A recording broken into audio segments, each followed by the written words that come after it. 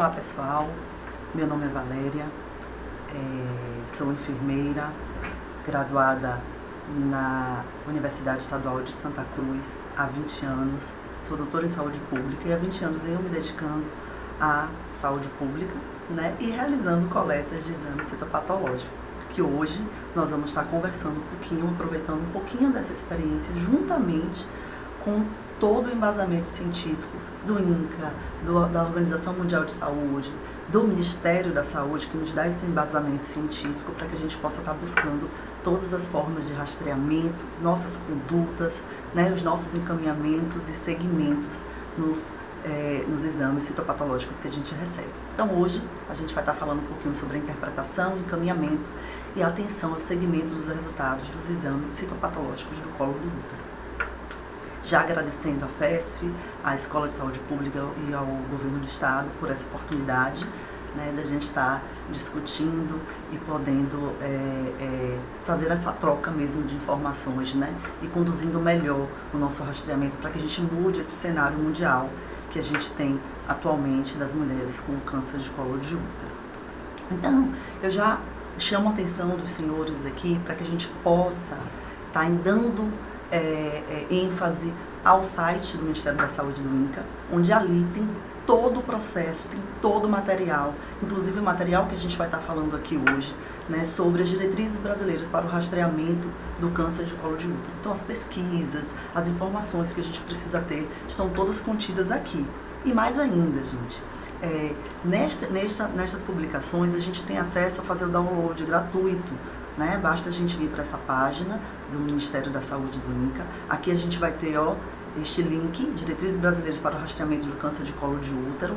A gente pode clicar aqui, fazer o download gratuito e ter em mãos este livrinho que tem todas as condutas que vão ser ditas aqui, que tem todas as orientações do rastreamento, da coleta de exame citopatológico. É muito importante que a gente tenha isso em mãos, tá? Logo abaixo aqui, a gente tem um outro link, e esse link ele tem um resumo, é como se fosse um folder, né? Então a gente clicando aqui, a gente tem esse folder, esse resumo de condutas que é muito importante que a gente tenha na nossa cabeceira, né, do nosso trabalho, ali na nossa mesa, para que a gente possa tirar alguma dúvida de forma rápida.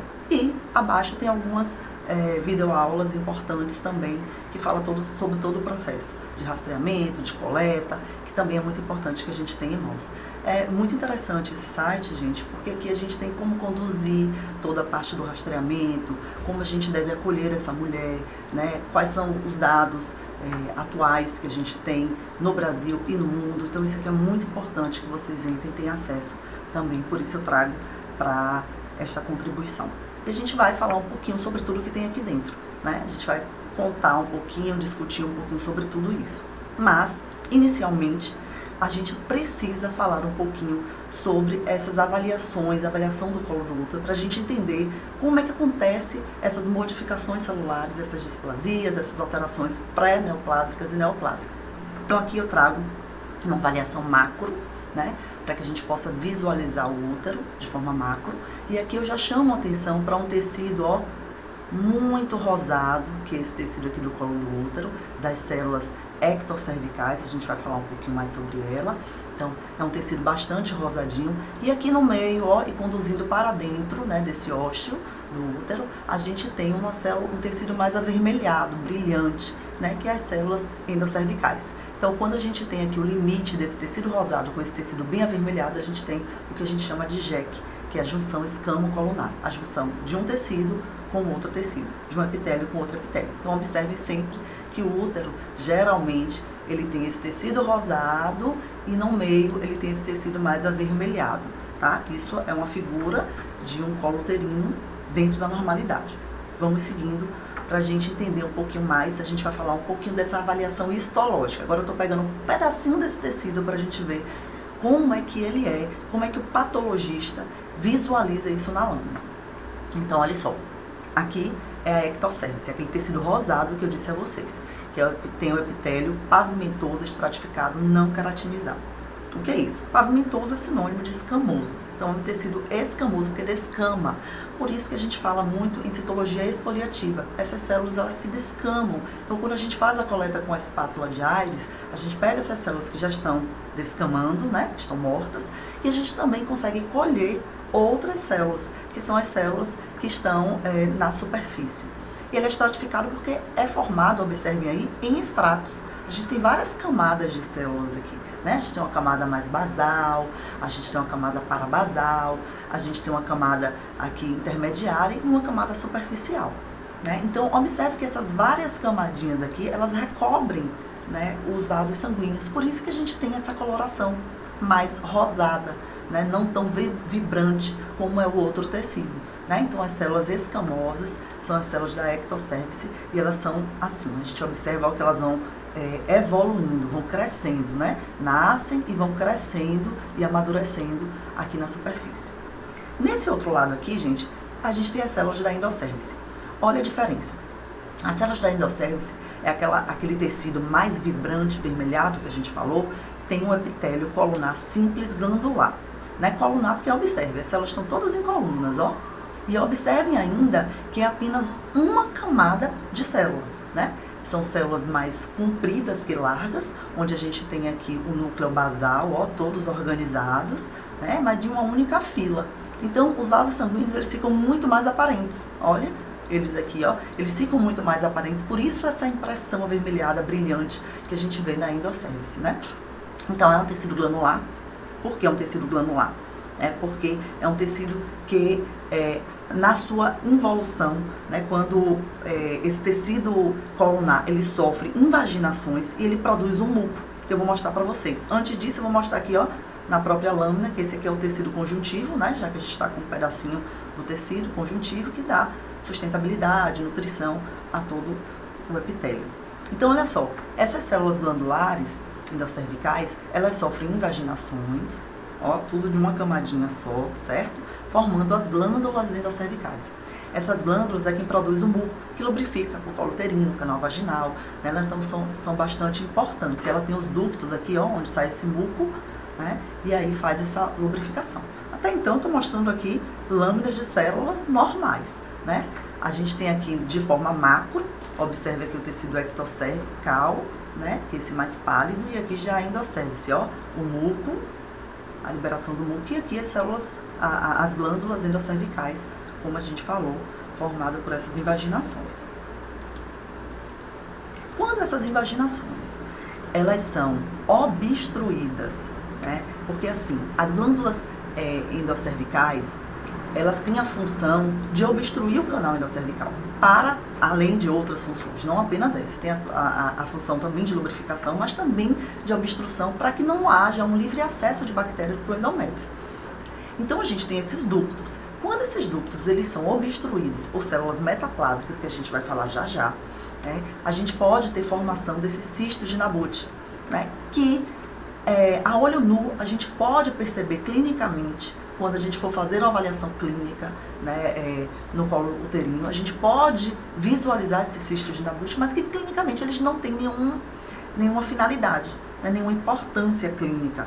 Então, observe eles aqui de forma micro, mas observe aqui de forma macro, né? Isso a gente pode observar quando a gente for passar um espéculo no exame especular e observar esse colo uterino de uma mulher, de uma determinada mulher. Então, a gente não vai fazer nada porque, né, não tem nenhum significado clínico importante. Porém, gente, quando eu disse a vocês sobre a JEC, a junção escamo-colunar, que é o encontro dessas células escamosas com essas células endocervicais, que são as células glandulares, quando há este encontro entre uma célula e outra, né, a gente chama de junção escamo-colunar. Nessa junção acontece o que chamamos de metaplasia. O que é metaplasia? Lá, quando a gente fala sobre o livro de patologia mais famoso, Hobbes, né, a gente fala que metaplasia, ele diz que metaplasia é um epitélio maduro se transformando em outro epitélio maduro. Só que, o que acontece na JEC? Essas células endocervicais, elas evertem e começam a se transformar em células escamosas, né? Porém, a célula escamosa, ela não nasce madura, ela nasce imatura. E aí está o grande X da questão. Essas células imaturas, escamosas, elas têm inúmeros receptores virais, receptores para o vírus do HPV, que é o papilovírus humano, que é o vírus mais importante para a condução do câncer de colo uterino. Né? Hoje a gente tem cerca de 200 tipos de vírus do HPV. Desses, cerca de 40 infectam o trato anogenital, né? E cerca de 13 tipos são considerados oncogênicos, né? Graças a Deus, hoje a gente tem a vacinação quadrivalente nas unidades básicas, né? Que traduzem uma proteção de 4 tipos principais, inclusive, que contém os 2 principais tipos, que é o 16 e o 18, das lesões pré-neoplásicas e neoplásicas, né? Então, é uma vacina quadrivalente, tem o vírus tipo 6, 11, 16 e 18. E que é de fundamental importância que a gente traduza isso em dados, que a gente aplique essa vacinação, consiga atingir uma população de meninas, né, de menores de 14 anos, 15 anos, que é o que a gente propõe, de 90% dessas meninas, para que a gente possa futuramente ver esta mudança, a mudança do número de mulheres que traduzem isso no câncer de colo uterino em lesões pré-neoplásicas e lesões neoplásicas. Então, é muito importante. Então, a metaplasia escamosa imatura, quando a gente recebe isso no laudo, ela não tem significado patológico. É algo fisiológico que acontece, né? Acontece essa transformação, e é importante que a gente saiba que essa eversão dessas células endocervicais, ela acontece muito pelo estímulo do estrogênio e da progesterona. Então, as mulheres que não tiveram ainda sua primeira menarca, né, ou as pós-menopausadas, geralmente isso está invertido, está para dentro. O colo uterino não tem essa JEC visível, a gente não consegue visualizar, né? Às vezes a gente chama muito de mulher pós-menopausada de colo atrófico, quando a gente não consegue visualizar essa JEC também pelo ressecamento. A gente vai falar um pouco sobre isso. Então, essa JEC aqui, ó, ela é muito mais visível nas mulheres em idade fértil, né? E isso não significa nada. É como se a gente pegasse a pelezinha do fígado, gente, e retirasse aquela pele, né? Fica aquela granulação avermelhada, que muitas pessoas acham que isso é um ferimento, alguma lesão, e não é, né? É somente a exposição da JEC, e a gente tem ali um tecido metaplásico que pode estar presente. Quando esse tecido metaplásico, como a gente falou anteriormente, ele obstrui os ductos das glândulas endocervicais, a gente pode ter essa formação, né? Porque o muco fica dentro, e a gente pode ter a formação desses cistos de Nabud, como a gente falou anteriormente. Então, quando a gente pegar no resultado do preventivo, lá no laudo, células metaplásicas, né? Não tem nenhuma alteração importante, patológica, para que a gente possa se preocupar, né? São alterações normais que a gente já espera nesta mulher, neste exame de Papa Nicolau. Agora vamos para uma visão mais microscópica, né? Uma visão em que a gente possa estar tendo a visão do patologista, né? Então, o patologista, quando ele pega uma lâmina para examinar isso aí que ele enxerga, né? Essa lâmina está muito boa, essa figura está muito boa, e a gente precisa de uma lâmina bem colhida, porque a utilização do microscópio é um microscópio de luz, então precisa a luz atravessar a célula para o patologista enxergar esta lâmina. Por isso a gente não pode ter uma lâmina muito espessa, né? Uma lâmina com secreção purulenta, com sanguinolenta, com artefatos, né? A gente precisa ter uma lâmina que a gente facilite a visibilidade, porque os detalhes são importantes para o patologista identificar essa lesão pré-neoplásica ou neoplásica. Então, observe aqui, essas aqui são células escamosas da ectocervice, né? Olha como elas são bonitinhas aqui. Então, são células grandes, que eu chamo a atenção para vocês aqui, porque são células onde a gente tem núcleos pequenos, né? E células com formatos muito bem estabelecido. Elas são coradas, tem essa cor meio rosada, né? Avermelhada e azulada. Essas vermelhazinhas aqui são células já mortas, são células que estão descamando, aquelas mais superficiais, né? Como eu disse a vocês, é uma citologia esfoliativa. Então, essas células que estão descamando são essas vermelhinhas aqui, e a azul são células que a gente conseguiu coletar com a espátula de Aires, né? E o núcleo, obviamente aqui não são 2 núcleos numa célula, porque a célula está dobrada, tá? Mas a gente observe aqui, isso é importante. Observe a relação núcleo-citoplasma. Isso é muito importante para o patologista, porque são alterações, quando essa célula produz algumas alterações, principalmente essa alteração núcleo-citoplasma, é que o patologista começa a observar essas displasias, essas alterações que a gente vai falar daqui a pouco. Aqui é um filamento, ó, muco, que a gente pode ver, e aqui tem alguns bacilos, ó, esses tracinhos aqui são os bacilos da própria flora. Então observe, se a gente pega muito muco, né, essa lâmina fica muito espessa, e a gente não vai conseguir fazer a translucidez, né, do microscópio, certo? Vamos para as células glandulares. Olha que bonitinho essa lâmina. Então aqui é uma lâmina perfeita, né? Observe aqui essas células glandulares, parece uma casinha de abelha, uma colmeia, tudo organizadinho, porque os núcleos são basilares, né? Se a gente olhar aqui na lateral, ó, como elas são mais largas, né? Mais compridas do que largas, e elas ficam todas organizadas aqui. Aqui é uma coleta perfeita, porque a gente tem células glandulares, a gente tem células escamosas, né, para o patologista fazer a avaliação, e tem a translucidez. A gente pode, o microscópio de luz pode detectar essa lâmina de forma perfeita. Vamos seguindo. Aqui, gente, a gente vai ver, começa a observar essas alterações, que aí eu chamo a atenção para essas lâminas aqui, ó. Aqui é uma evolução de displasia, uma evolução de alterações celulares. Observe aqui as células escamosas de forma perfeita, né? E aqui a gente já começa a observar o NIC1, o NIC2 e a NIC3 é um carcinoma in situ, né? Nas lâminas do patologista. Então aqui, o que a gente pode observar? O que o patologista observa nessas alterações celulares? Que é importante que a gente perceba, né? Para que a gente possa identificar isso nos nossos laudos.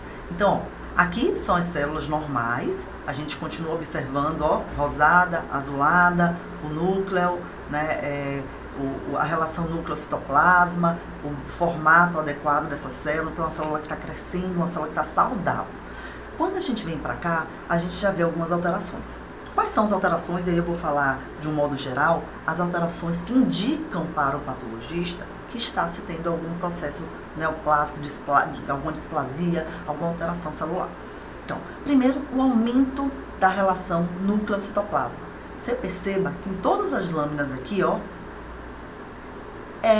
o núcleo, ele começa a ficar maior, ele altera, né? A gente observa aqui que a gente tem mais citoplasma que núcleo. Aqui a gente já começa, inclusive aqui, ó, principalmente aqui, a ter mais núcleo do que citoplasma. Então, a gente começa a perceber o aumento desse núcleo em relação ao citoplasma, que é o aumento da relação núcleo-citoplasma. Isso é uma alteração básica para o processo de displasia. Outra coisa é o pleoformismo, né? Você perceba, ó, o formato dessa célula, bonitinha, olha como ela começa a ser alterada, ó, começa a ter alterações específicas nessa célula. Então, o formato da célula começa a ser modificado. Isso também tem que ser observado. Hipercromasia nuclear. Olha como nossas células estão hipercromadas, estão hipercoradas, né? Começa o núcleo estar muito mais corado, ó, em relação a lâmina A. Olha a lâmina D, né? Como o núcleo está muito mais corado, muito mais visível, né? Isso também é uma alteração que a gente pode considerar. Núcleo bilobulado, não é mais raro de se ver, mas observe, a célula tem que ter um núcleo apenas, né?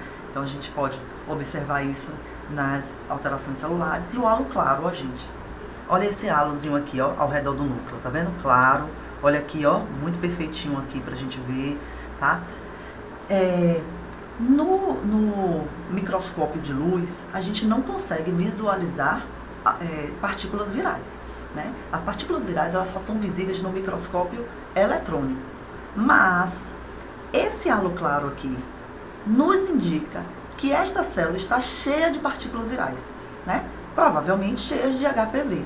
Então, isso já nos traz uma interrogação e também para o patologista demonstra uma possível lesão pré-neoplásica, né? Ou neoplásica, a depender da lâmina que a gente esteja vendo, certo? Então, essa aqui é a visão do patologista que demonstra pra gente que isso é processual.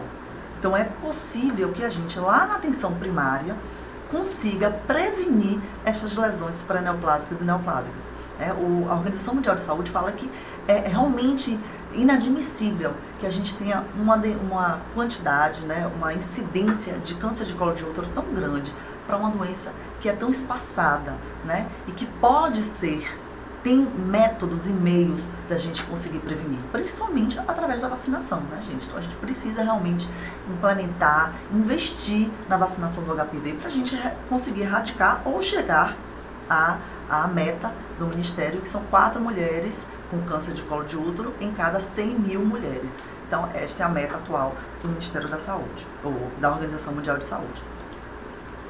Aí, veja bem, aqui, ó, quadrozinho pego lá daquele livrinho do rastreamento que eu mostrei a vocês. Aliás, nossa aula está muito baseada a eles, tá? E ao livro de patologia do Hobbes também. Então, observe, George Papanicolaou, lá em 1941, ele começou a classificar essas alterações que a gente viu há pouco. Né? Ele produziu uma classificação desde classificações da normalidade, que é a classe 1, para ele é um exame dentro da normalidade, classe 2 com alterações benignas, por exemplo, um processo inflamatório, né? Classe 3, onde ele traduz aqui para uma displasia leve, né? Uma alteração mais importante, e desde uma displasia leve, há uma displasia mais importante, e a classe 4 já é um carcinoma in situ, e classe 5 um carcinoma invasor. E isso foi se modificando. A partir do momento em que a gente foi atualizando os dados, que a gente foi buscando outras pesquisas, isso também foi se modificando. Essa leitura foi modificada, né, para que a gente pudesse traduzir isso em outras nomenclaturas mais viáveis, mais factíveis para o que a gente estava vivendo, né? Então, a Organização Mundial de Saúde, ela trouxe essa nova denominação, né, onde ela traz uma classificação apenas das alterações. Então, ela traz a displasia leve, né, que hoje é o considerado NIC1 ou LISIL, a displasia moderada e acentuada. Então, ela divide esta classificação em 2 períodos. Períodos de mulheres que têm baixo grau, né, para o desenvolvimento de lesões cancerígenas, né, neoplásicas e pré-neoplásicas, e de mulheres que têm um alto grau, uma alta possibilidade de desenvolvimento do câncer de colo uterino. Né? Então, ele divide displasia leve, displasia moderada e acentuada, carcinoma in situ e carcinoma invasor. Richard, em 1967, traduz essa alteração, né, para novas nomenclaturas, né, que seria o NIC, neoplasia intraepitelial cervical, tipo 1, 2 e 3, que é maravilhosa, né, gente? A gente está vem aí que essa neoplasia intracelular cervical, essa classificação foi maravilhosa. Né? Ele fala que NIC 1 refere-se à displasia leve, NIC 2 e 3 à displasia moderada e acentuada, traduz também o NIC 3, aí ele já traduz, né, o NIC 3 como carcinoma in situ, fazendo essa divisão dupla ainda, e o carcinoma invasor. Porém, a gente tem aqui como a gente pode dizer, uma crítica a ser feita à questão da neoplasia. Por quê? Porque quando a gente vai de novo lá para os livros de patologia, se fala o seguinte, Hobbes fala o seguinte, que neoplasia é uma massa de crescimento anormal que continua crescendo quando se remove o estímulo que a originou. Né? E a gente já percebeu nas nossas pesquisas e nas nossas avaliações que as mulheres que têm NIC1, na sua maioria, elas evoluem. Né? Na sua maioria, isso volta ao normal. Isso se modifica sem nenhum processo, nenhuma atuação, nenhuma conduta do profissional. Né? Então, já não cabia mais, dentro das nossas classificações, essa visão de neoplasia, já que o nome neoplasia sugere uma evolução e não uma involução. Por isso, novas classificações foram aceitas, né? E aí a gente tem o sistema de Bethesda, que trouxe pra gente uma nova classificação e, posteriormente, a nossa classificação, que é a que a gente utiliza hoje, que é a classificação da brasileira, em 2006. Então, a gente tem as alterações benignas, as atipias de significado indeterminado, que a gente vai falar um pouquinho mais sobre isso. A gente tem o LISIL, né, que são as lesões intraepiteliais de baixo risco, né? A gente tem também a lesão intraepitelial escamosa de alto risco, e aqui a gente divide essas lesões em lesões intraepitelial escamosa e lesão intraepitelial glandular, né? Então de baixo e de alto risco, e o carcinoma invasor. Então hoje é esta a classificação que a gente utiliza lá nos laudos do nosso Papa Nicolau. A classificação NIC, gente, ela é tão perfeita, né? E a gente percebe tanto isso, essas modificações quando a gente olha e examina na lâmina, que ela permanece até hoje. Mas ela é utilizada muito para os médicos, né? Para com os médicos que utilizam essa classificação na colposcopia, que aí sim eles podem avaliar melhor, né, com essa lâmina de aumento, essa imagem de aumento, eles podem classificar isso de forma mais adequada, certo? E aqui, ó, quando a gente fala em NIC, né, tirando um pedacinho, a gente vê essa evoluçãozinha aqui, ó. NIC é quando a gente tem NIC 1, né, quando a gente tem 1/3 destas células, né? Pensem aqui nas células escamosas, que são estratificadas, tem estratos. Então, quando a gente tem 1/3 dessas células alteradas, quando a gente tem 2/3 dessas células alteradas, aí é o que chamamos de NIC 2. E quando a gente tem toda a camada, ó, a gente chama de NIC 3, né? Então, observem aqui a diferença na lâmina, né? Então, a gente observa aqui que essas células, elas ainda amadurecem, ó, conseguem chegar ao processo de descamação. Aqui a gente não sabe nem onde começa e onde termina esta lâmina, né? Então tá tudo muito aqui, ó o núcleo como estão muito bem corados. Ó uma célula de mitose aqui, ó, que a gente não deve ver. Quando a gente acha essas células mitóticas é muito na camada basal, né? E não em outros estratos aqui, como a gente está vendo. Aqui a gente consegue visualizar até um vaso sanguíneo, ó, alguns glóbulos vermelhos, ó. A gente não consegue visualizar vasos linfáticos, nem membrana basal, mas a gente consegue observar. Então, essas alterações aqui, ó, gente, quando essas células com alterações, elas invadem, né, as glândulas endocervicais, ou invadem um canal, né, o ósteo do colo uterino, então a gente vai considerar isso e vai chamar de carcinoma in situ, que é exatamente o que está acontecendo aqui, tá? E aqui, ó, a evolução celular do colo uterino, né? Nesta lâmina a gente consegue observar essas células amadurecendo, já uma camada alterada, mais camadas alteradas e toda a base de alteração aqui celular, né? Então, quando isso acontece, a gente começa, né, essa evolução aqui que é lenta, a gente tem o que a gente chama de carcinoma in situ ou um carcinoma invasor, né? Esse carcinoma invasor é quando essas células, elas aprendem, aqui a gente tem uma membranazinha basal, né? Obviamente que a gente não consegue visualizar isso a olho nu, mas a gente sabe que há essa separação, e o carcinoma in situ é quando essas células, né, que estão alteradas, elas conseguem romper essa membrana basal e invadir outros tecidos, né? E aí, de alguma forma, ela consegue fazer isso, invade outros tecidos e pode ser encaminhado para outros órgãos, através da via hematogênica, através da via linfática e através da contiguidade, né? Que é o que está acontecendo aqui. Então, a gente sabe que existem vários vasos aqui, e se uma célula dessa ganha um vaso sanguíneo, ela pode parar em qualquer parte do corpo humano e aí traduzir em grandes problemas e grandes sequelas. As alterações celulares e a olho nu, gente, a gente também pode estar observando. Tem uma imagem aqui para vocês, ó.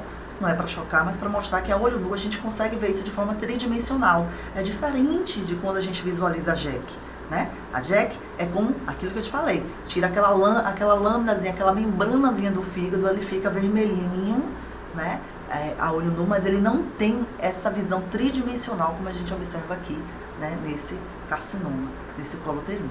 E quando a gente não busca fazer um bom rastreamento e traduzir isso numa boa conduta, essas células podem invadir órgãos, outros órgãos, né, e traduzir em uma sequela, em um produto muito mais trágico para a mulher, né? Então a gente está vendo aqui um câncer que atingiu não apenas o colo, mas a vagina, e atingiu também a bexiga, e aqui, que além da bexiga, chegou a atingir o reto também, né? Por isso a importância da gente trazer logo novos processos e novas condutas, né, à frente desse desenvolvimento. Bom, vamos agora para as nossas condutas, né? O que a gente deve fazer, baseado naquele livrinho que eu disse a vocês, de diretrizes. Vamos estudar agora quais são as novas condutas. Então, primeiro é identificar o nosso público-alvo, que até antigamente era 20 anos, entre 20 anos e 64. Hoje a gente já sabe que o público-alvo é de mulheres de 25 anos a 64 anos. Este é o nosso público-alvo para fazer o rastreamento do câncer de colo uterino. E aqui eu chamo a atenção para vocês sobre a questão da palavrinha rastreamento. Né? A gente está falando de Sistema Único de Saúde. Quando a gente fala em rastrear, a gente fala em efetividade, custo-benefício. Então a gente está falando aqui em probabilidades. Em mulheres que têm maior probabilidade de desenvolver o câncer de colo de útero e que vale a pena, né, investir para que a gente possa fazer o processo de prevenção. Então não significa dizer que mulheres abaixo disso ou acima disso não vão desenvolver o câncer de colo de útero, mas são dados desprezíveis. É muito pouco, pouco provável que isso aconteça. Portanto, a gente tem que investir nestas mulheres. Ah, Valéria, mas a gente tem muitas mulheres em idade fértil que iniciam a vida sexual de forma antecipada. Sei disso.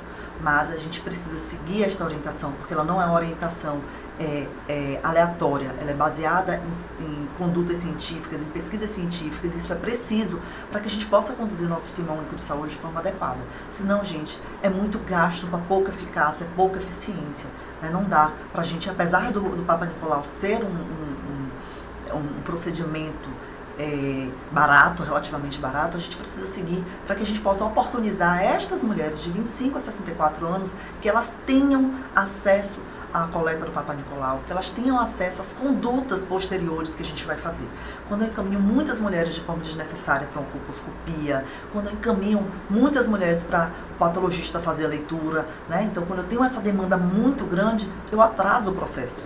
Eu deixo de dar para aquela mulher que necessita de um segmento esta oportunidade, porque eu coloquei outras à sua frente, certo? Então é muito importante que a gente respeite e que a gente comece a trabalhar com o nosso público, com as nossas mulheres, essa certeza de que apenas as mulheres de 25 a 64 anos é o público-alvo para esta coleta de exame atualmente, tá? Que período a gente deve fazer isso? Né? A gente deve coletar nestas mulheres, nesta idade, mas em que período? Primeiro a gente deve realizar inicialmente 2 exames anuais, 2 exames com intervalos de 12 meses. Se esses 2 exames estiverem dentro da normalidade, a gente começa a fazer o rastreamento trienal de 3 em 3 anos nessas mulheres de 25 a 64 anos. Isso é que é o básico. Então, essa daqui é a regra geral, que a gente vai ver a partir de então. Todos que a gente vai falar aqui e que a gente vai buscar seguir o rastreamento normal, a gente vai estar falando disso. 2 exames com intervalo de 12 meses, dentro da normalidade, ok, passa-se a fazer a coleta de forma trienal, certo?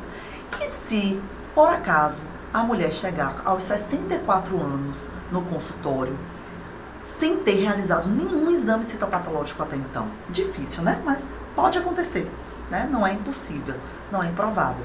Então, se a gente pega um caso desse, o que fazer, Valéria? A gente vai realizar 2 exames entre 1 a 3 anos. Então, a gente coleta o exame aos 64 anos e vai agendar um novo exame, que pode ser daqui a 12 meses ou daqui a 3 anos. Então, a gente vai agendar nesse período, nesse intervalo de tempo. Se esses 2 exames estiverem dentro da normalidade, esta mulher está dispensada do rastreamento. Ela não precisa mais fazer coleta de Papa Nicolau, certo? Situações especiais. Vamos falar de algumas situações que é ditas lá no rastreamento, né? E ditas também nesse livrinho da diretriz, né? Por exemplo, na gravidez. Gravidez é dita lá nas diretrizes do Ministério da Saúde, que é uma oportunidade. A gente deve avaliar a mulher na gestação. Quando foi que ela fez o seu último preventivo e deve aproveitar esta oportunidade para fazer esse rastreio, né? As mulheres gestantes não são isentas da realização do Papa Nicolau, se elas estiverem no período de ser realizado, tá? Não há nenhum problema em realizar a coleta de preventivo, de Papa Nicolau, o exame citopatológico, como queiram falar, em mulheres durante a gestação. Em qualquer período a gente pode realizar. Valéria, mas fiquei sabendo que a gente não deve utilizar a escovinha, né? Não deve fazer a coleta das células endocervicais. Ora, se a gente falou na estante que a maior parte das lesões pré-neoplásicas e neoplásicas, 70 a 75% acontece na JEC, né? Acontece neste local, então a gente precisa ter, sim, essas células para poder fazer essa avaliação. Então, não. As mulheres, no processo de gestação, deve sim ser colhido tanto as células escamosas quanto as células endocervicais, que são as células glandulares. Não tem problema, a escovinha não vai atingir placenta, a escovinha não vai atingir o feto, não há espaço para isso. O colo uterino, ele é um pouco tortuoso, né? Tanto que quando a gente vai colocar o DIU, quem já teve experiência já sabe disso, a gente precisa pinçar o colo do útero para ele ficar retinho, né? Então, a escovinha, que ela é muito pequenininha, tem menos de 2 centímetros, ela não vai conseguir atravessar o ósteo da parte das células endocervicais para atingir placenta, atingir nada disso. Então, pode fazer de forma tranquila a coleta na gestação. E aí a gente vai avaliar, caso a caso, né, o resultado desse laudo. Outra situação especial são as mulheres pós-esterectomizadas, né? E aí, neste caso, a gente vai avaliar 2 questões. Primeiro, essas mulheres pós-esterectomizadas, elas foram esterectomizadas, teve uma esterectomia total por lesões benignas, sem uma história prévia de diagnóstico ou tratamento de lesões cervicais de alto grau. Por exemplo, as mulheres que tiveram que se submeter à esterectomia porque tiveram mioma, leiomioma, né? Que é o que a gente mais vê dentro da atenção básica, né? E que a gente mais encaminha. Então, houve esta necessidade, né? Então, foi por lesões benignas, né? Podem ser excluídas do rastreamento desde que apresente exames anteriores normais. E aí a gente segue aquela mesma rotina. 2 exames normais, trienal, tá tudo normal, paciente, ela está excluída do rastreamento, certo? Porém, se essa mulher fez uma esterectomia por lesão, por conta de uma lesão precursora, ou por causa do câncer de colo de útero, a mulher deve ser acompanhada de acordo com a lesão tratada. Então, mulher esterectomizada é lesão benigna, os exames anteriores estão normais, pronto. Pode liberar essa mulher do rastreamento, ela está excluída do processo de rastreamento, não precisa mais. Porém, se ela fez a esterectomia por uma lesão precursora neoplásica ou pré-neoplásica, a gente precisa sim realizar o preventivo de acordo com a lesão que esta mulher apresentou, certo? E a gente vai ver caso a caso. Outra situação especial, mulher pós-menopausa. Aí a gente tem que avaliar o colo uterino, porque às vezes o colo uterino está atrófico. Né? Lembra da JEC que eu disse a vocês que ela fica exposta, né, nas mulheres em idade fértil? Então, nas mulheres na menopausa, que não tem tanta intervenção do estrogênio e da progesterona, ela evolui, ela fica para dentro, a gente não consegue visualizar. E mais ainda, esse colo, essas células glandulares, elas não produzem tanto muco, o colo está extremamente ressecado, então a gente machuca muito essa mulher. A gente fica tentando fazer, né, a coleta dessas células escamosas e endocervicais, e a gente machuca, às vezes sangra este colo, e a gente não consegue adquirir essas células de forma específica para colocar na lâmina, de forma de qualidade para a gente colocar na lâmina e para poder ser avaliado pelo patologista. Então, nestes casos, as mulheres devem ser rastreadas, né, de acordo com as orientações das demais, né? Então, se tem até 64 anos, a gente vai seguir o rastreamento normal, mas a gente vai tentar avaliar se há uma necessidade de estrogenizar esta mulher, né, para realizar esta coleta. Então, é importante esta avaliação. Situações especiais, história de atividade sexual. Mulheres sem história de atividade sexual. Então, não tiveram relação sexual ainda. Não há indicação para rastreamento do câncer de colo de útero e seus percussores neste grupo de mulheres. Não precisa fazer coleta de Papa Nicolau para mulheres que não tiveram ainda história, atividade sexual iniciada, né? Porque o risco de lesão neoplásica é desprezível, então a gente não vai fazer esta coleta. Tá? Antigamente tinha muito isso, né? Tinha até o espéculo bem fininho, que a gente falava espéculo para mulheres, né, virgens. Hoje a gente não faz, já se sabe que o risco é desprezível, então não há necessidade de a gente expor esta mulher a fazer este exame, que não é nada agradável. A gente há de convir, né, que não é tão agradável. Imunossupressão, né? Então, quando a gente pega uma mulher que está imunossuprimida, que mulheres são essas? São as mulheres infectadas pelo vírus do HIV, são mulheres que estão imunossuprimidas porque fizeram transplante, foram submetidas a transplante de órgãos sólidos, né? Ou que estão em tratamento de câncer, fazendo quimioterapia, ou que são usuárias de corticosteroides, né? Em grande escala e por um tempo maior, então, que causam o processo de imunossupressão. Para estas mulheres, a conduta de rastreamento é 2 exames semestrais no primeiro ano. Então, ao invés de a gente fazer exames anuais, a gente vai fazer semestrais, 6 e 6 meses no primeiro ano, e exames anuais subsequentes enquanto durar a imunossupressão, certo? Então, quando tiver imunossupressão, a gente vai estar fazendo isso de forma anual.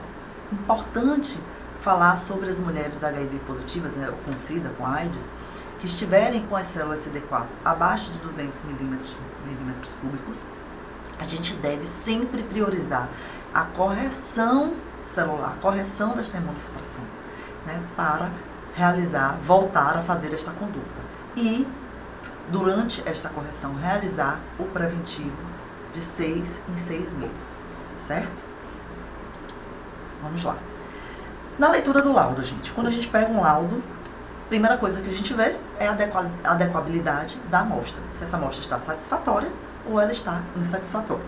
O que é uma amostra satisfatória? É aquela amostra, né, que a gente consegue ver as células, que o patologista, na realidade, né, o citopatologista consegue, através do microscópio de luz, ver as células, consegue observar estas células e analisá-las de forma adequada, né, para produzir este laudo. E que tenham essas células, então, presentes. Precisam ter estas células. Que células são essas? Células escamosas, da ectocépse, células endocervicais ou glandulares, da endocépse, e as metaplásicas, né? Aquelas células que estão sofrendo a metaplasia imatura, que a gente já sabe. Então, a gente precisa ter a presença dessas células aqui. Antigamente, quando na lâmina o patologista só conseguia visualizar as células escamosas, ele registrava no laudo como uma amostra insatisfatória. Atualmente, gente, isso não acontece.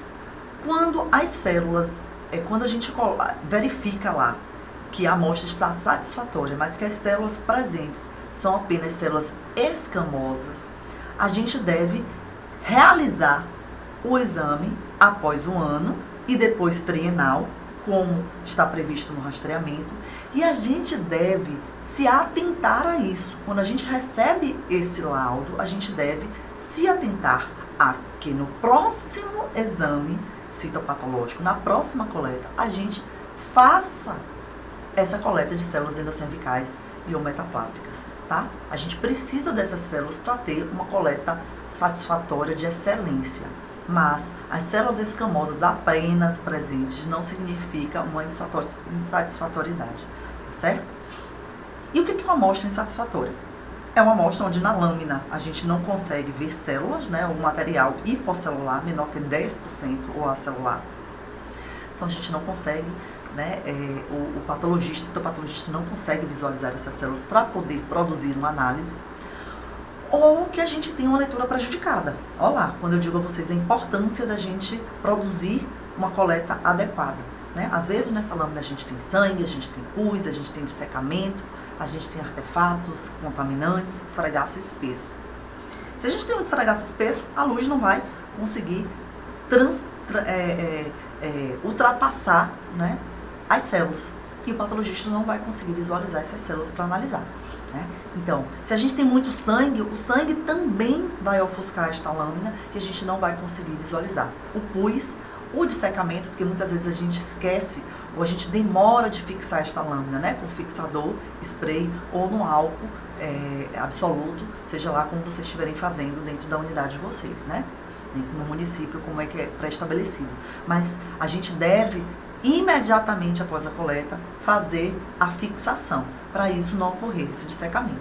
Ou às vezes, gente, a lâmina ela é contaminada, né? Contaminada por poeira, contaminada pelo pó da luva, contaminada por vários fatores. Então a gente também precisa observar isso. E se acontecer isso, Valéria, nestes casos, o que a gente deve fazer? A recomendação é, a mulher deve repetir o exame entre 6 a 12 semanas, com correção, quando possível, do problema que motivou o resultado insatisfatório, né? Então, é uma mulher que está com pus, ou seja, um corrimento, né? As mulheres adoram ir para procurar realizar o preventivo, né? Porque estão com corrimento. E a gente tem que entender que corrimento não é um indicativo para a realização do exame citopatológico. Não é esta a função do exame citopatológico, né? Do Papa Nicolau. A função é outra. Então, se a mulher tem pus, isso é uma análise clínica, ginecológica. A gente avalia clinicamente a mulher e a gente trata essa mulher. Então, a gente precisa tratar para, posteriormente, essa mulher realizar a coleta e a gente ter a análise satisfatória, tá? Então, vamos seguir. Então, seguir rotina de rastreamento. Quando a gente deve seguir a rotina de rastreamento? Primeiro, quando a gente tiver um exame dentro dos limites da normalidade do material examinado, então um exame normal, se a gente recebe esse resultado aqui, a gente vai seguir a rotina de rastreamento. Que rotina é essa, Valéria? 2 exames anuais, né, de 12 em 12 meses, a gente colhe. Dando normal, a gente começa a colher trienal. Esta é a rotina do rastreamento. Então, se esses exames estão dentro da normalidade, a gente pode seguir a rotina de rastreamento. Se a gente tem inflamação sem identificação do agente, a gente vai tratar se a mulher está sintomática, né? E aí esse tratamento, gente, é uma conversa com esta mulher. Acolher esta mulher é muito importante, né? O que a senhora está sentindo? É um prurido, né? O corrimento, como é este corrimento, né? Qual o aspecto deste corrimento? É um corrimento tipo leite talhado, né? Ricota. Então, a gente está falando de uma candidíase. É um corrimento que tem um cheiro de peixe podre. Então, a gente está falando de uma infecção bacteriana. Então, a gente pode fazer esse tratamento de acordo com as diretrizes específicas, né? Para, por fim, né? Realizar a coleta e manter a rotina do rastreamento. Então, isso não muda.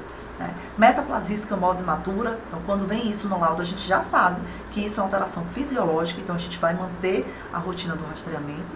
E se a gente tiver alterações celulares benignas, reativas ou reparativas, isso pode ocorrer por uma inflamação. A gente vai falar daqui a pouquinho também mais sobre isso. Atrofia com inflamação. Então, se eu tenho no meu laudo, né, no laudo do preventivo, esta alteração, atrofia com inflamação, eu vou imaginar que é uma mulher, né, que está precisando de estrogenização, né? A gente vai seguir a rotina do rastreamento, exceto se o patologista coloca lá que houve uma dificuldade diagnóstica, né, por conta dessa atrofia. E se isso aconteceu, essa dificuldade diagnóstica aconteceu, é importante a gente avaliar o risco-benefício de se utilizar uma estrogenização tópica vaginal por 21 dias, né? E após essa estrogenização, uma nova coleta de 5 a 7 dias após o tratamento, tá? Contraindicação temos, né? Mulheres que têm câncer de mama ou que estão fazendo tratamento de câncer de mama têm que avaliar o risco-benefício, porque é um câncer também dependente muito um câncer hormônio dependente, né? Então a gente precisa fazer essa avaliação. Resultado indicando a reparação ou alterações celulares consistentes com reparo, como eu disse a vocês. Então, decorre de lesões da mucosa com exposição do estroma e pode ser originado por quaisquer dos agentes que determinam a inflamação. É geralmente a fase final do processo inflamatório. A recomendação, seguir a rotina de rastreamento. Então, o organismo está fazendo o quê? Está se reconstruindo, está reparando essas células que passaram por um processo inflamatório. A gente vai seguir o rastreamento citológico sem problema algum. Não precisa fazer nada, nenhum tipo de encaminhamento. Alterações decorrentes de radioterapia ou quimioterapia. Também vamos seguir rotina do rastreamento. E aqui a gente só vai chamar a atenção lá, né, lá nas diretrizes, nos chama a atenção para que a gente mencione isso na requisição. Então, a gente tem uma requisição que a gente encaminha, né, onde ali tem algumas perguntinhas, vocês já viram nas aulas posteriores, e a gente deve colocar isso, mencionar isso na requisição. O paciente está fazendo tratamento radioterápico, quimioterápico, enfim, isso deve ser registrado para que o patologista, que não vai adivinhar, consiga identificar essas alterações celulares e não fazer um laudo, né, identificar uma alteração e postar, né, e traduzir isso num resultado falso positivo ou falso negativo. Citologia de células endometriais normais, fora do período menstrual ou após a menopausa. No período menstrual a gente pode até encontrar, mas fora do período menstrual a gente não tem que encontrar células endometriais na lâmina do preventivo, né? Nessa coleta do preventivo. Isso não é algo que a gente espera. Então, a gente vai seguir a rotina do rastreamento normal, mas a gente vai solicitar uma investigação desta cavidade endometrial. O que é que está acontecendo, né? E esta investigação, geralmente, o ginecologista faz solicitando uma ultrassonografia transvaginal, isso em qualquer idade, né? Ou, né, uma histeroscopia diagnóstica. Isso geralmente acontece para as mulheres maiores de 35 anos. Mas aí já não é mais da nossa alçada lá na atenção primária, né? A gente vai encaminhar para a atenção secundária para fazer essa avaliação. Achados microbiológicos, né? Quando a gente faz lá no laudo citopatológico, ele vem lactobacilos ou bacilos Dordeline, cocos, outros bacilos. Isso, gente, são achados considerados normais da microbiota vaginal. Então, a gente não vai fazer nada, a gente vai seguir a recomendação do rastreamento normal.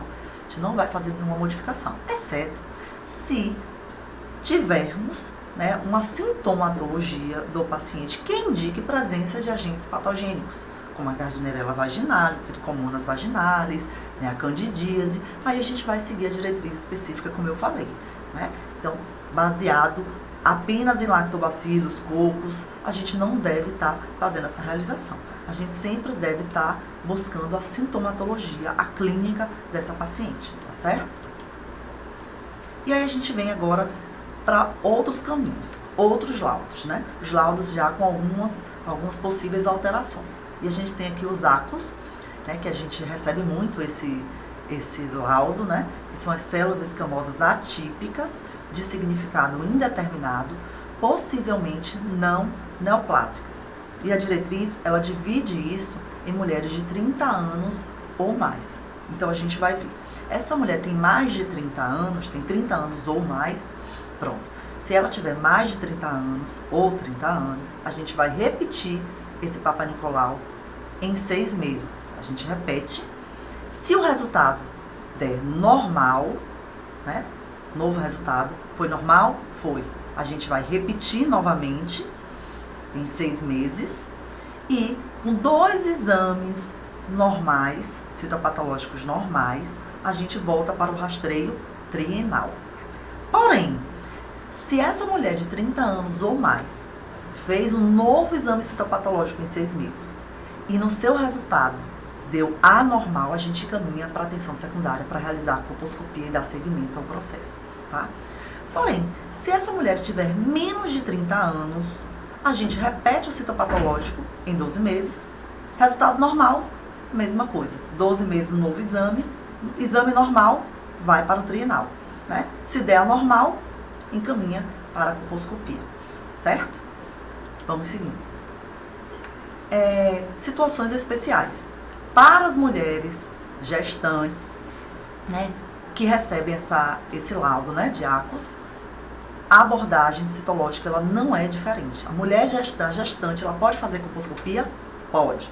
A questão da mulher é só a biópsia, né? Se houver suspeita de uma lesão invasiva, vai precisar realizar a biópsia e aí vai para a atenção terciária e vai fazer a avaliação. Se vai ser feito naquele momento ou 90 dias após o parto, tá? Isso é uma avaliação que não nos cabe. Mas a gente vai ver essas condutas pós-segmento, pós-atenção secundária e terciária, como é que a gente deve fazer já já. E para as mulheres imunodeprimidas, com esse resultado citopatológico, devem ser encaminhadas para a colposcopia já no primeiro exame alterado, certo?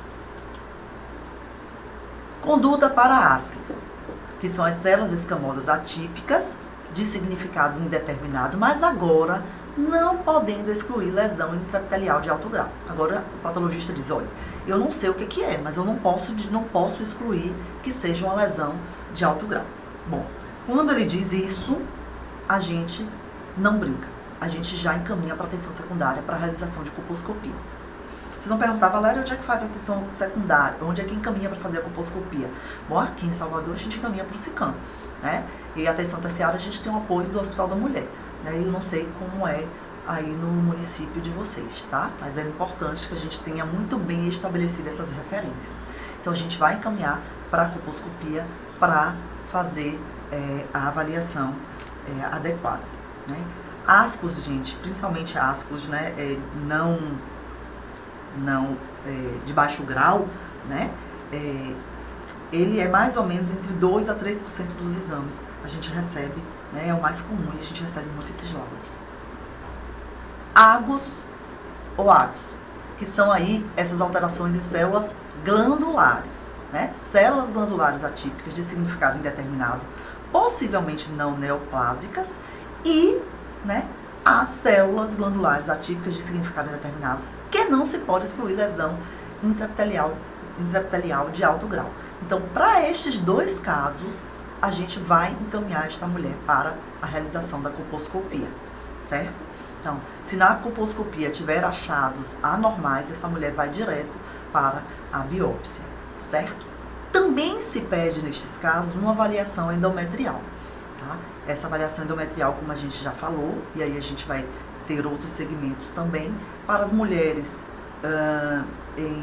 menores, né, de 35 anos, se solicita mais uma ultrassonografia, mas a esteroscopia ela é bem prevista para as mulheres acima de 35, certo? Nas situações especiais, mulheres de até 24 anos e imunossuprimidas devem ser investigadas da mesma forma que as demais. Valéria, mas as mulheres de 24 anos a gente não coleta Papa Nicolau, mas elas podem aparecer, né? E se aparecerem, o que devemos fazer? Então a gente vai investigar da mesma forma que a gente fez com as demais, né? E as gestantes devem ser investigadas da mesma maneira, exceto pelo estudo endometrial, que neste caso não é factível, porque a gente tem um feto ali ocupando, né? Então a gente não tem como realizar. A gente vai realizar a biópsia, quer dizer, a gente não atenção secundária e terciária, se, né, houver uma suspeita de doença invasiva, e eles vão avaliar se existe uma conduta específica naquele momento ou se vai esperar 90 dias após o parto. Células atípicas de origem indefinida. Então, vem assim, as células atípicas de significado indeterminado, de origem indefinida, possivelmente não neoplásicas, ou que não se pode excluir lesão intraepitelial de alto grau. Bom, o patologista está dizendo assim para você: tem células atípicas aqui. Eu não sei que células são essas, de onde vieram. Se são células endo, eu não estou conseguindo identificar, da endocérvice, da ectocérvice, ou se são de outros órgãos. Então, eu preciso de uma avaliação melhor. Então, ele está pedindo para você que encaminhe para fazer uma colposcopia, porque ele, com aquela coleta, ele não conseguiu identificar. Então, a gente encaminha para a colposcopia e também para uma avaliação endometrial e dos demais órgãos pélvicos. Então, vai avaliar se essa célula que está vindo aí da bexiga, né? Se é uma célula que está vindo do intestino grosso, de onde é que ela está vindo aí, para poder chegar a algum veredito, certo? Então, colposcopia e avaliação endometrial e dos demais órgãos pélvicos. Se isso ocorrer, tem aqui a recomendação, né, do que a gente falou, ó, é recomendável a avaliação dos demais órgãos pélvicos com exame de imagem, e a avaliação endometrial é recomendada para pacientes acima de 35 anos, como eu disse. Abaixo dessa idade, a investigação endometrial deverá ser realizada se presente sangramento uterino anormal, ou se a citologia sugerir origem endometrial. Na presença de células endometriais atípicas, a investigação da doença endometrial deve ser priorizada. E há condutas em mulheres imunossuprimidas ou até 24 anos com citologia de células atípicas de origem indefinida, não é diferente das demais. Vamos lá para a conduta de LCIL, né? Que LCIL é uma sigla, né, em inglês, e para a gente é a lesão intraepitelial de baixo grau. E aqui eles dividem em mulheres com 25 anos ou mais e mulheres 24 anos abaixo, tá? Então, mulheres com 25 anos a mais com LCIL, lesão intraepitelial de baixo grau. O que é que a gente vai fazer? Repetir esse exame em 6 meses, né? Se este exame manter esta atipia, manter essa alteração, essa displasia, a gente vai encaminhar para a colposcopia para dar seguimento na atenção secundária. Se esta citologia que a gente repetiu em 6 meses, ela não sofreu alteração, olá, novamente, outro exame em 6 meses, 2 exames consecutivos normais, a gente faz o quê? Rastreio trienal, certo? Então, este é o encaminhamento aqui, está explicando tudo isso. Porém, se essas mulheres tiverem este laudo e apareceram para nós menores de 24 anos, de 24 anos para baixo. Olha lá a observação que a diretriz coloca. Ó. As mulheres com menos de 25 anos não fazem parte da faixa etária prioritária para o rastreamento do câncer de colo de útero. Este fluxograma visa orientar os profissionais caso se deparem com essa situação. Porque a gente se depara o tempo inteiro com isso, né? A gente tem que modificar esse processo. Mas isso pode acontecer. E o que é que a gente deve fazer? Então, repetir o citopatológico em 3 anos ou quando esta mulher completar 25 anos. Então, recebi este laudo porque a gente sabe que esta lesão intraepitelial de baixo grau, ela tendencia a evoluir, né? Principalmente nas mulheres de 24 anos, até 24 anos. Então, elas tendenciam a evoluir. Então, a gente não vai fazer absolutamente nada, a gente vai repetir. Por exemplo, ela chegou pra gente com 18 anos de idade. Então, após 3 anos, a gente repete, né? Ou, se ela completar 25, digamos que ela chegou com 24 anos, então, com 25 anos, a gente faz essa coleta sem problema nenhum, né? Então, ó, fez a coleta, manteve o diagnóstico, Elisio, manteve, pronto. A gente vai manter o segmento citopatológico trienal até os 25 anos. Se ela já tiver 25 anos, a gente vai seguir a conduta que a gente falou anteriormente. Se ela não completou os 25 anos, a gente vai manter ainda assim esse rastreamento trienal, certo? Se durante esse período, né, durante esse segmento trienal, a gente tiver alguma alteração mais relevante, mais preocupante, a gente vai buscar conduta específica. Caso contrário, a gente mantém esse segmento trienal. Se após 3 anos, ou quando completar 25 anos, ela mantém o LCIO, né, ou não mantém o LCIO, a gente vai manter o rastreamento trienal a partir dos 25 anos, ou conduta específica, se tiver alguma alteração mais relevante. Aqui a gente coloca como observação, ó, a qualquer momento, caso apresente citologia com alterações mais graves, deverão ser encaminhadas para a colposcopia estas mulheres, né? E métodos excisionais não estão indicados para mulheres antes dos 25 anos. Claro, estão em plena idade fértil, né? Querendo ter seus filhos, enfim, traduzir isso na obstetrícia, e a gente vai tentar manter o máximo que a gente pode, né? O médico vai tentar manter o máximo que ele puder. Situações especiais no caso de LCIO. Gestantes. Qualquer abordagem diagnóstica deve ser feita após 3 meses do parto. Né? Então, a gente vai fazer a coleta de Papa Nicolau normal, mas se a gente precisar realizar qualquer outra abordagem, só após 3 meses após o parto, 90 dias. As mulheres imunossuprimidas devem ser encaminhadas para a colposcopia após o primeiro exame citopatológico, mostrando LCIO. Quando indicado o tratamento, deve ser excisional e o segmento deve ser citológico anual e poderá incluir a colposcopia a critério do serviço. Isso a gente vai falar daqui a pouquinho, também mais sobre isso. E se a gente recebe lá no nosso laudo lesão intraepitelial de alto grau, né, HCIO, né, e a gente vai fazer essa divisão também de mulheres com 25 anos ou mais. Então, se a gente recebe lesão intraepitelial de alto grau, o patologista já observou isso, colposcopia nela. Encaminha para atenção secundária para realizar a colposcopia e os demais encaminhamentos, tá?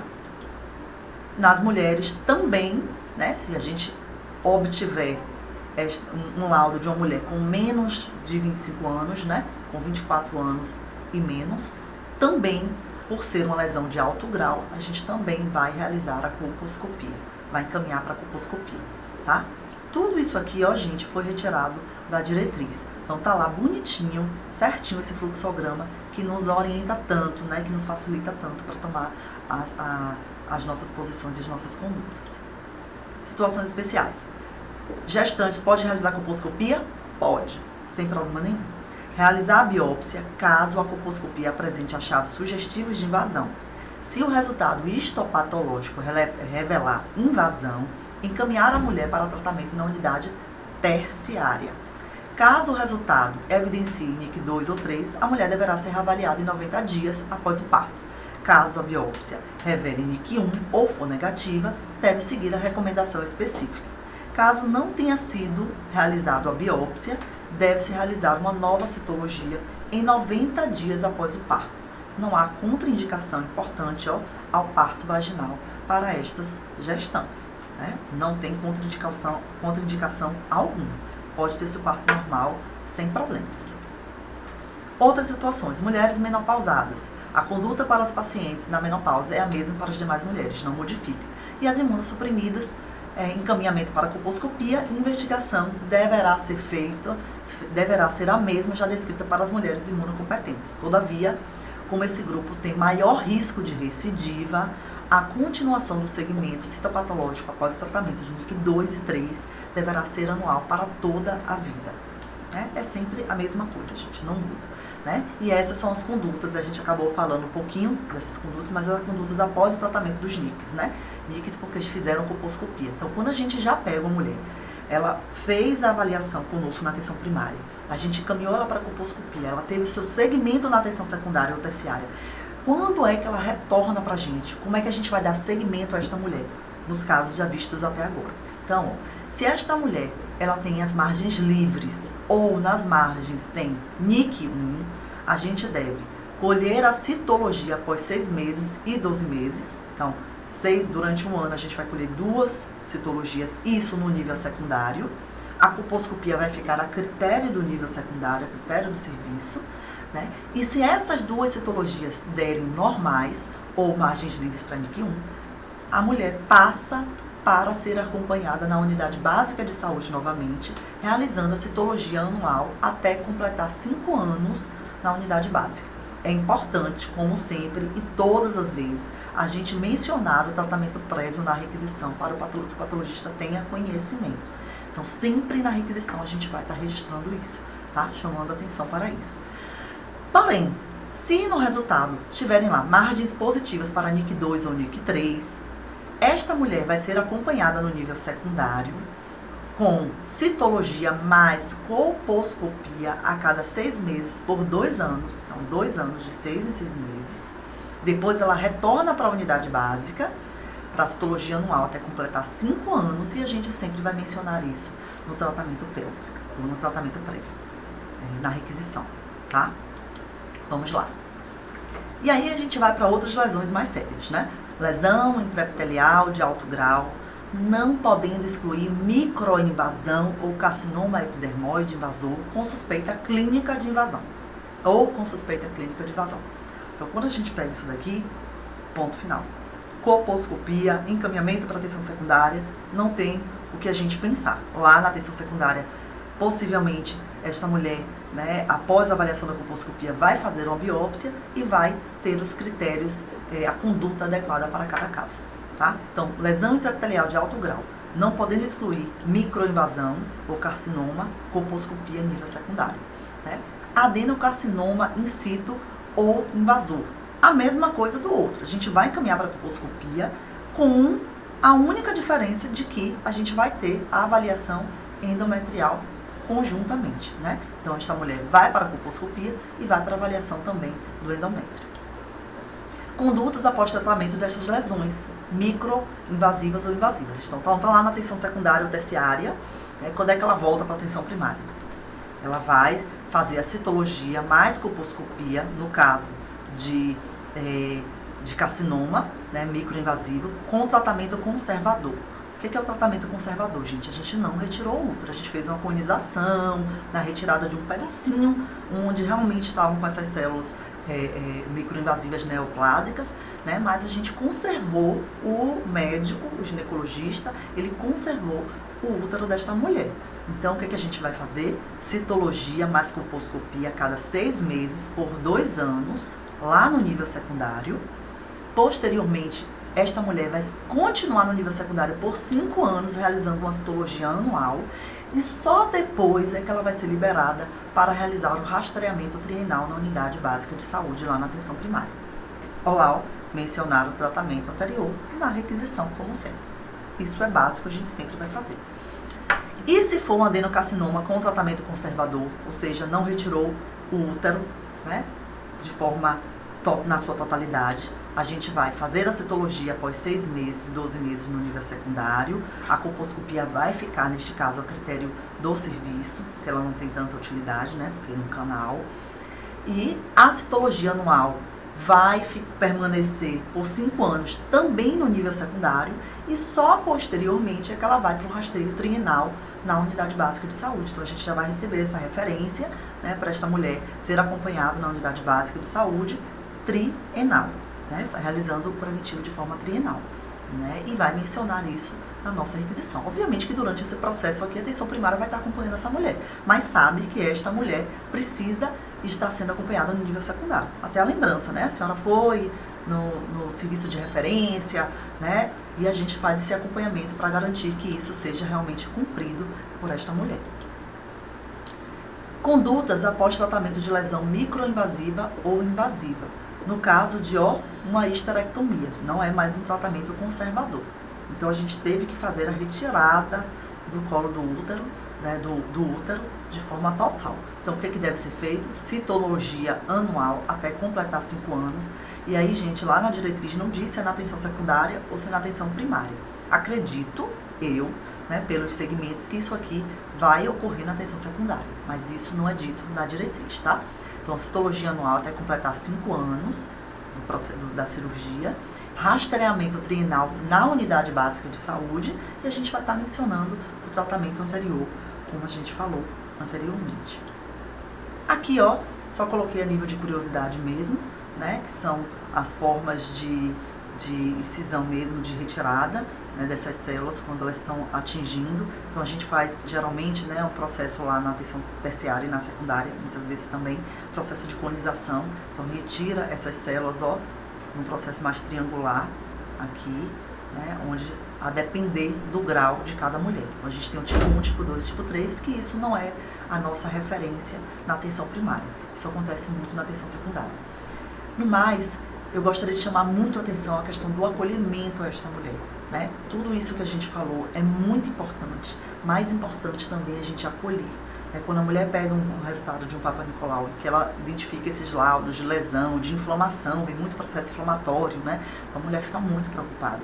E a gente precisa fazer esse processo de educação para a mulher, para que ela compreenda que o exame citopatológico é para a prevenção do câncer de colo de útero, não é para tratamento de corrimento. Isso é muito importante de deixar claro.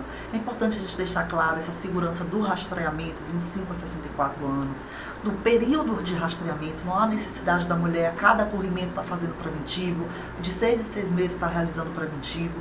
Quando encaminhar para a realização da colposcopia, né, na atenção secundária, para que a gente tenha essa responsabilidade enquanto profissional, que a gente não faça um acúmulo de requisições, de solicitações na atenção terciária, na atenção secundária, de forma desnecessária, fazendo com que haja, né, um gasto público muito grande no Sistema Único de Saúde, não garantindo e não tendo condições mesmo de garantir uma assistência adequada para aquelas mulheres que precisam. Então a gente precisa trabalhar isso diariamente nas nossas unidades de saúde. Receber esta mulher com conhecimento, traduzir a esta mulher uma tranquilidade para o que está acontecendo, né, no seu exame e para que segmento a ser tomado. Por isso é importante que vocês imprimam esta conduta, imprimam as condutas de forma adequada, né? Aqui eu trago o resumo de todas as condutas, que tem lá naquele livrinho, né, que eu disse a vocês, nas diretrizes. Então a gente pode, fazer essa coleta. Tem tanto no livrinho, gente, como naquele segundo link que eu coloquei para vocês, né? Que vocês podem clicar, vem um folder e vem este resumo de condutas aí, né? Pra gente saber, quando é que a gente deve encaminhar para colposcopia, quando a gente deve repetir trienal, anual, semestral, em cada caso aqui dos nossos laudos citopatológicos, para que a gente dê uma segurança a essa mulher e para que a gente faça as condutas de acordo com a diretriz, tá certo? No mais, eu gostaria muito de agradecer a todos vocês, agradecer a oportunidade de estar aqui, eu estou à disposição para qualquer dúvida que vocês possam ter ou trocas de informações. Está aí meu e-mail, valborges@hotmail.com, e o meu contato via celular. Vocês também podem entrar em contato a qualquer momento comigo, tá certo? Muito obrigada e estou à disposição.